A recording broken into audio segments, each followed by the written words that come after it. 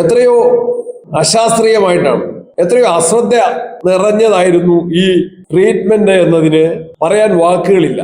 Kozhikode ഹർഷീനയുടെ case ഉയർന്നു വന്നപ്പോൾ ആ സ്ത്രീക്ക് ഇത് മെഡിക്കൽ കോളേജിൽ നിന്നാണ് തന്റെ വയറ്റിൽ കത്രിക കുടുങ്ങിയത് എന്ന് സ്ഥാപിച്ചെടുക്കുന്നതിന് വലിയ കഷ്ടപ്പാടുകൾ സഹിക്കേണ്ടതായിട്ടു. അവർക്കുണ്ടായ വേദന ശരീരത്തിന്റെ മാത്രം വേദനയായിരുന്നില്ല.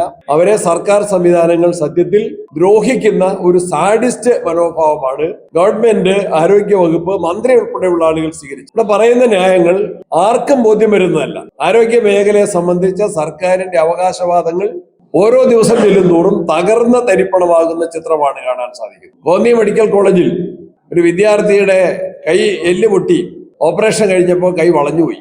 ഇപ്പോൾ ആലപ്പുഴയിലെ ഈ സ്ത്രീ തുടർ ചികിത്സയ്ക്കായിട്ട് ഈ കത്രിക വയറ്റിൽ കുടുങ്ങിക്കിടക്കുന്ന കത്രിക എടുത്തു മാറ്റാൻ ആ മെഡിക്കൽ കോളേജിലേക്ക് പോകാൻ അവർക്ക് ധൈര്യമില്ല. ഒരു തൊഴിലുറപ്പ് തൊഴിലാളിയാണ്. അവരെ എറണാകുളത്തെ സ്വകാര്യ ആശുപത്രിയിലാണ് ചികിത്സ തേടുന്നത്. ഇതിന് മന്ത്രി ഉത്തരം പറയണം.